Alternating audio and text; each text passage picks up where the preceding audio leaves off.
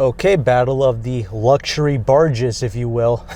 The 2010 Lexus LS460L versus the 2010 Mercedes S550. So I've actually already done extensive reviews on both of these vehicles before, so I'll leave links down to those videos down below, but this is going to be more so of a direct comparison video. So I'm not going to go through every little nuance, but I'm still going to try my best to give you guys some unique information, right? And before we get started with this review, this video has been proudly sponsored by the Ridge Wallets. If you have been yearning and lusting to take advantage of this minimalist lifestyle, well, it can certainly start with your wallet. Holds up to 15 cards, got a little place to store your monies, and you can also convert that into a cash strap. I went for this burnt titanium look to match those sports car exhaust tips, right? And you can also get carbon fiber gold if you want to roll like that, right? And most importantly, it's got 40,000 5-star reviews and a lifetime warranty. And warranty is going to be a topic that we are going to be revisiting here shortly in this review, but I'm glad that the company stands behind their product. If you want to take advantage of this and get a discount, you may hit up my link in the description box, and you can take advantage of this Ridge wallet and their offer. So thanks again. Now on to this video. And I've also done a versus video between an LS460 that was a 2014, and I compared it to the W222 2015 S550. That's another video that you can check out, but in this case, this is going to be, to a lot more people, this is a little bit more apples to apples because it's the same model year. Both of these vehicles came out at the same time in 07. They both got updated at the same time at 2010, but 2013, LS460 got redesigned, and 2014, the S-Class got redesigned. So that was also an apples to apples battle for its time. Back to this, let's go ahead. Let's give a little shout out to Cary Imports because they are the ones who gave us access to these two vehicles here. This mint condition LS460L, right, with 109,000 miles on it. I think the S-Class has about like 93K miles on it, something like that. The main thing you should be taking advantage of is their warranty, so please do get that. Now let's talk about it. For 2010, the changes that were made, it's subtle. The same goes for the S-Class, but for the LS460, you got yourself the addition of Bluetooth, iPod connectivity, the front fascia, the design got changed a little bit. And you also have the addition of a sport package trim, okay, and that adds like 19-inch wheels. I mean, this vehicle also has 19-inch wheels with 245 wide tires, Michelin tires in all four corners. But the sport package really brought in a lot of changes, okay, like a more sport-tuned air suspension, sway bars got updated. The 8-speed transmission was now basically out of the ISF, or like a similarly tuned version of the ISF, so you got a much quicker shifting 8-speed transmission if you opted for the sport package, and the steering wheel got a little bit tighter as well. So something to keep in mind there if you're shopping for this generation of vehicle. That's the first model year where you can get the sport package.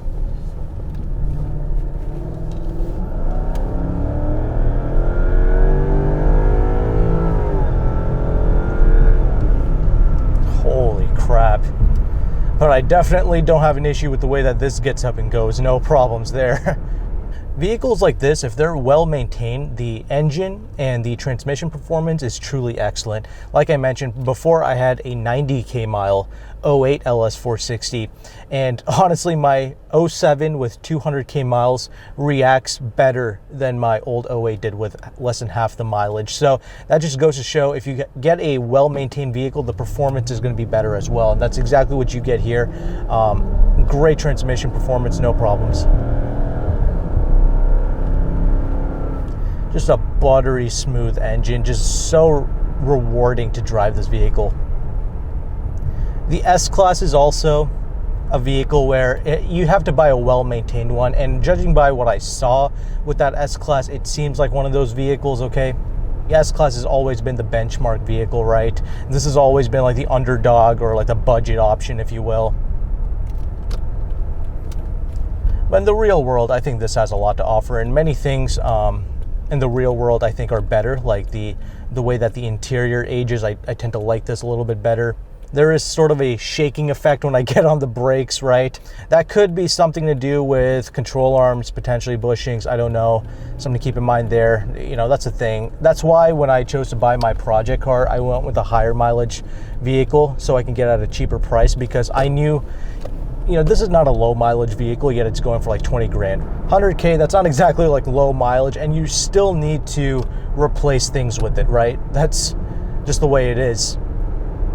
So that's what I'm saying. If you're buying from Cary Imports, definitely get their warranty. It just makes a lot more sense. But anyway, this vehicle does have air suspension, so you can play with that, put it into the sport mode, if you will. Many people have reported that it does make a legitimate change, and it does actually kind of make the handling a little bit sharper. The sport trims definitely do make a difference in terms of the handling, because they really made a lot of handling strides there, if you will.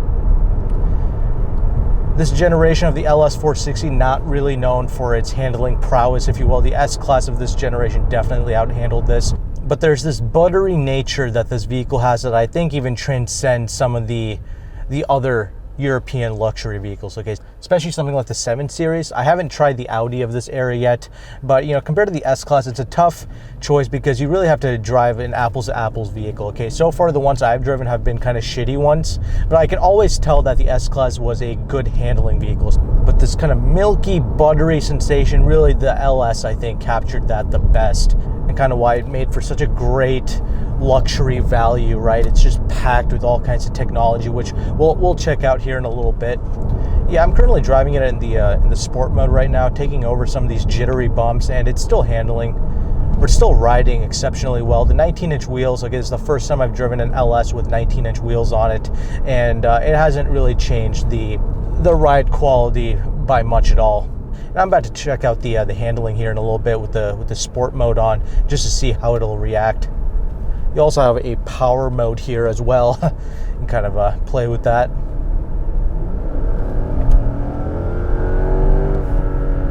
Still takes a bit of time for it to kick down, but not too bad as a whole. And keep in mind, the S-Class is going to have a 7-speed automatic transmission. Lexus actually pioneered the very first 8-speed with the LS460, so there you go, kind of started that trend right there. You know what? Putting into the sport mode certainly has made a difference. It has tightened things up just by a little bit, but it's not a dramatic change. It's still a wallowy little vehicle. Again, I've said this multiple times, if you want handling with the LS, like you kind of want the best of both worlds, definitely get the 2013s and up. They've done a much better job with handling, plus maintaining this buttery, smooth, isolated ride quality, okay? So something to keep in mind there, but this is really well done. If you like this body style in this generation, this is great. You guys already know I like driving this vehicle, okay? In the real world, this is just a great luxury barge. It's such good value for the money, like 20 grand, get a little warranty, it's fantastic. So let's go ahead and let's transition over into the interior, talk about that, and then let's hop into the S-Class, and we'll see how that kind of stacks up against this. Okay, so now that we are stopped, let's go ahead and let's talk about this interior briefly. Again, this interior is identical to the one that I have in my 07 LS, like the same color specification, if you will. The beige seats with this kind of red wood. This is still in a little bit better condition than mine, of course, because it's got half the mileage and a lot less wrinkling on the leather. One of my most favorite interior spaces in a modern vehicle, for sure, because it's still classic at the same time. This vehicle is also dead silent in here. There's no wind noise with this particular model, even at the higher speeds. Stability is good. This is also the long wheelbase model. Keep that in mind. You can also get a short wheelbase. And other unique things that they've done with this interior space, okay, they've paid attention to all the little sounds, the subtle things, right? So every time you close the door in the LS460s, they try to mimic wooden doors in expensive luxury homes, the way they kind of gently close. Like they try to mimic that sound when you close the doors in these vehicles. So that's an interesting little fact for you. And the leather feels so damn supple in here because they use like this water dye to make it feel as natural and soft as possible. So that's one of the reasons why I really like Lexus leather the most. They age really well and they truly do feel soft and supple. It exudes flagship characteristics, and once again, I think I do like this interior a lot more than the S-Class. Something to keep in mind, the solidity is good, but I like the design layout as well. You also have pre-collision braking assistance with this vehicle, okay? Lexus pioneered that technology first, for once. Usually it's the Mercedes with the S-Class that comes out with all the latest and greatest technology features, but here Lexus has pioneered the 8-speed as well as the forward collision assistance, okay? And that works alongside with the lane keeping assist as well as the radar cruise control. You kind of get that all in a package, I believe. And what ends up happening is this is one of the first vehicles that kind of pseudo drives itself, which is very cool. This car can also park itself. And again, a lot of this stuff are options, but this vehicle has those options, and that's why I'm mentioning it to you. Heated and cooled seats, the heated steering wheel, parking sensors, backup camera, the air suspension. You can control the ride height. So if you got the all-wheel drive version with the air suspension, you can pretty much tackle any type of snow really that you're going to realistically come across. Like I mentioned, Bluetooth connectivity for this generation for the 2010, and iPod integration as well. You got the Mark Levinson. That sounds phenomenal. No sticky dash with this particular model. I think this interior may have been replaced under the ZLZ warranty. I'm not sure. But, you know, again, the interior, the wood panels, everything is great in here. A little bit of scratching in the center console wood here, but that's to be expected. That's kind of natural. You know, you would expect that. But before we talk about the rear seats here, let me talk about this sunroof. You got this wonderful sunroof here, as well as the suede headlining. Okay, this is going to help quiet the vehicle down further. There's no wear and tear with this suede headliner. Okay, unlike with my LS460, this is in perfect condition. I love a suede headliner. This is a really nice luxury touch. Now let's go ahead and let's talk about the rear seat, because this kind of has like that executive seating function. I don't know if it's quite the full-on executive seating function that costs like 13 grand. I think this is like the rear luxury package, if you will. The $13,000 option, you'd get like this huge hump in the middle, and you can't seat a person in the middle there. So this isn't quite that, but this is perfect. This is the one to get, really. You can play with the seats, you can move them around. I can do that with my vehicle as well, but not to this extent. You have a lot more to play with back there. Your own kind of climate control that you can play with. This vehicle has 4-zone climate control, massage seats. You got the sun blockers and all the corners here, or peasant blockers as some people like to call them, and that's exactly what it is, because it's electronically functioned, so no manual nonsense here, and it really keeps out the sun. It's really well done. So again, all features that I really like to see, and you can actually control some of that stuff here from the front. But this car is pimp as hell, and of course the trunk space is massive. You got the full-size spare back there as well, so great things to see. Well done interior. I think for this generation of car, Lexus did the interior game the best. So something to keep in mind there. It's a plush ass vehicle. It just lacks in the handling department. So let's go ahead and let's jump into the S-Class and let's see how that thing compares to this. All right, inside of the 2010 S550, and immediately ABS and traction control light are on, so not off to a good start here. It says that it's currently unavailable and see the operational manual. I was actually going to mention what my master mechanic Dave Garcia told me. Okay, he was the one who's currently working on my LS460, who fixed it up, all that good stuff. You can watch my LS playlist for that. He's a master certified tech for Porsche, Mercedes, and he's high up there for BMW, Audi as well. And he was telling me, like, these Euro cars, if you take proper care of them, they're actually really not as bad as people make it out to be. Okay, many European cars come through there with like 200,000-300,000 miles on. In fact, Dave has 2 Benzes with 300k miles on it, and they're great. They've aged really well too. But you know, stuff like this, dude, the LS has problems like this too, like with the ABS and all that good stuff. So that's what I'm saying. Just get the warranty and just be done with it. But I will say there's another thing with this vehicle. There's a little vibration coming through the pedals there. I think it's like a motor mount issue with the engine. I think that's what it is. But otherwise, I was really going to compliment this vehicle, like just how well it's aged in here on this interior. It really gives the LS a run for its money. I was about to be like, oh damn, I don't know which one's better at this point, but I would still, just for like the design aesthetic, I would give the LS the interior quality points there. Another difference between this S550 and the LS I just tested out is the fact that this is a 4MATIC. So it's the all-wheel drive, and it's got 18-inch wheels on it with 255 wide Michelin AS3 Plus tires in all 4 corners. So it's the same tires, but a little bit wider, okay, just by 10 millimeters. And the wheels are smaller here by 18s, whereas the LS had 19-inch wheels on it. But other than that, okay, this is the S550 with the naturally aspirated V8 engine in it. This thing produced like 382 horsepower, whereas the LS produces 380 horsepower. Except this has a little bit more torque at around 391 or 392 pounds-feet. And the LS is like 367, but they're virtually identical specs.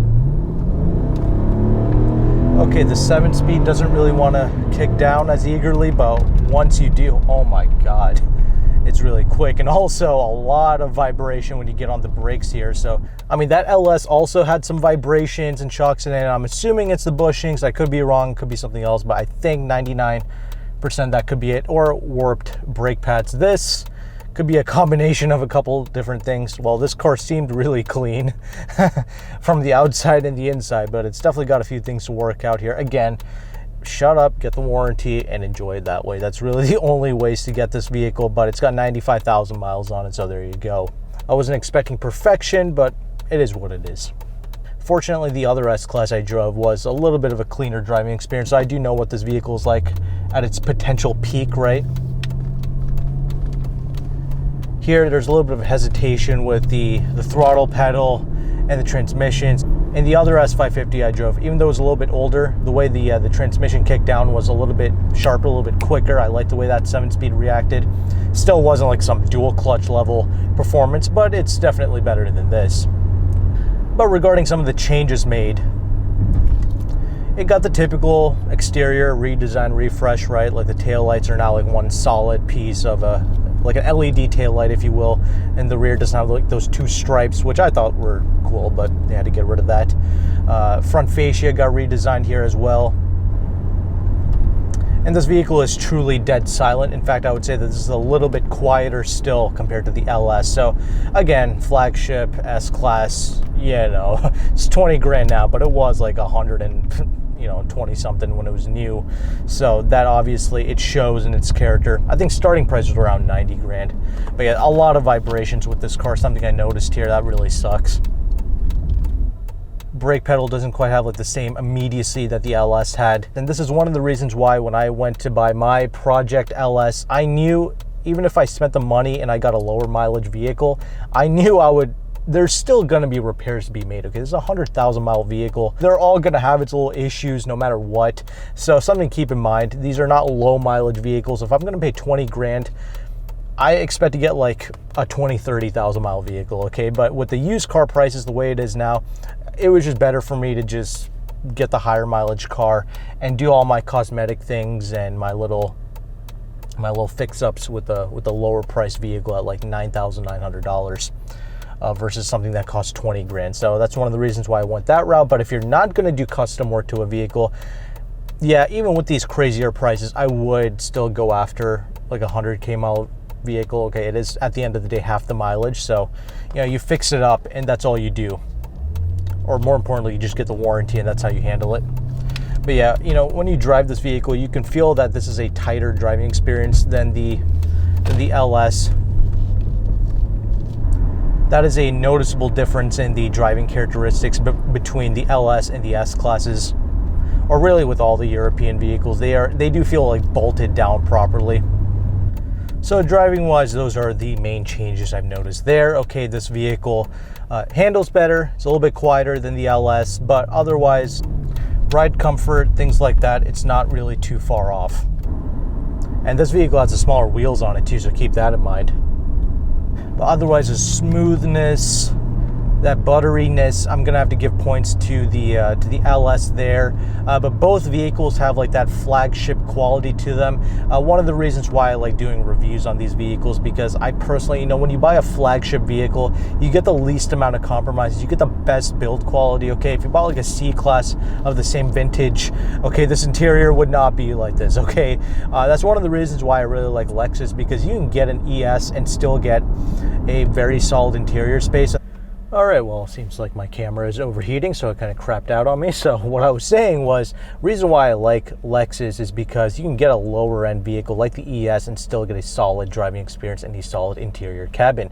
With Mercedes and some of these other European cars, you're kind of forced to get the flagship full daddy vehicle like this S-Class that you see here, right? If you could find a well-maintained one, okay, a solid one, kind of like this, minus some of the little gremlins that you have to deal with, this is really another great driving experience. In fact, this is the tighter, kind of better driving experience, in my opinion. You also get gobs of technology in here. So let's go ahead and let's transition over into this interior segment now. Interior is the biggest highlight with this particular S-Class. This is by far the cleanest interior I have ever seen for this generation of vehicle. This car also gets an added Bluetooth as well, so you can also stream through Bluetooth, something to keep in mind. You also got the one-touch up and down windows, automatic headlights, and all that good stuff. You also have paddle shifters with this vehicle, which is, you know, some of the things that they do with this vehicle, okay? Like, this is a solid interior space. This is good. This is on par with that LS. LS is still a little bit better, but this is good. This is deserving of a flagship nameplate, no problems there. But they do some weird shit here. Like, okay, these paddle shifters, total, like, plastic Fisher-Price levels of plastic being used here. Also, right underneath here, okay, right at the seat, I admit nobody touches this, nobody's going to interact with this like ever. It's just a cover for the seat. But dude, this is one of the cheapest plastics I have ever experienced in a vehicle. Okay, this is like entry car, like subcompact levels of plastic being used down there. Really freaking stupid. Mercedes always kind of slides that one piece of cheap shittiness somewhere in their cabin. No matter how expensive it is, they always do this, and that's the weirdest thing. With Lexus, you don't get none of that, dude. Even like the plastic molding is like this super soft and supple, like kind of how it is here on the upper dash part. That's how it is throughout the entirety of the LS. If not that, it's like completely shrouded in leather. So again, that's why I give points to the Lexus, and that's why in some of these Benz products, when you get really high mileage on them, like 200-300K miles on them, it starts to rattle a lot more because you have like the insane plastic. So something to keep in mind there.